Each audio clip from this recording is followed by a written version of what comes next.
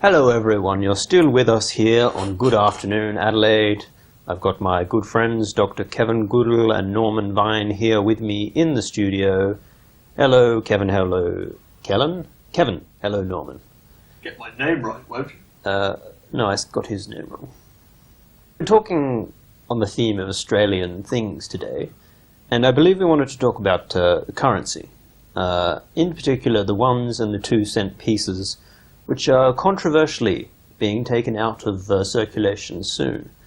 I say controversially because many people still just love the feel of them. They're lovely little things to have jangling around in your pocket.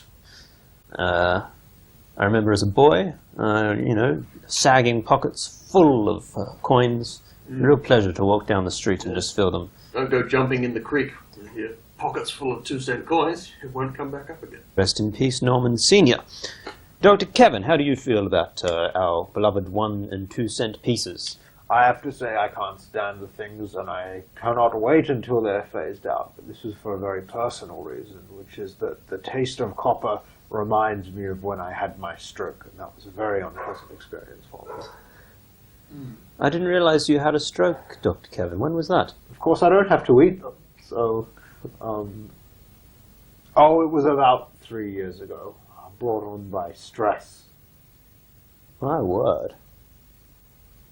But I'm much better now. It was a pretty horrible 6 months there where I had some kind of brain fluid collecting repeatedly in the neck. I had to drain my spinal column. I'd be paying visits to the nurseman several times a week just to drain that fluid. But if you collect it and put it on the garden, one's succulents and cacti would thrive.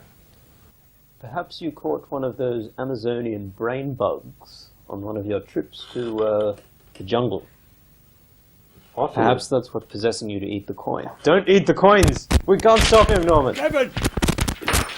Someone call the ambulance man!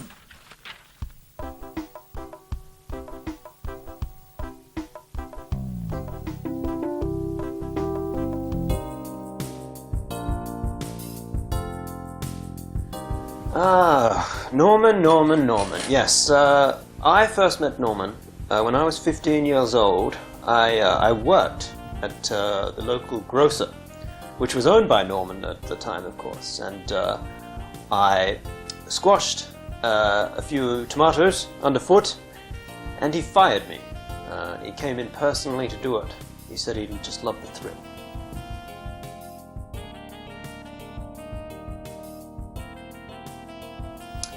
Just put in a resume like any other job. What's the problem?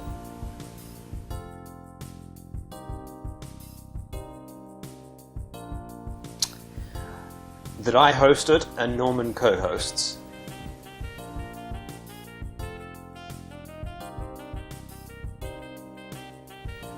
Garbage. Don't...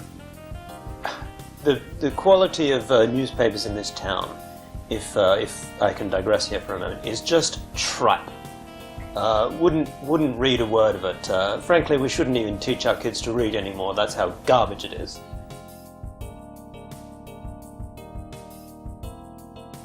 I like taking a stroll down Semaphore Road, grabbing a coffee, reading the paper on a lazy Sunday morning.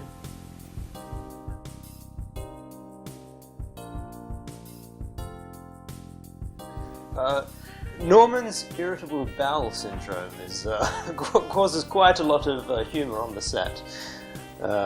Needless to say, when Norman rushes out for a segment and goes missing, you know where he is.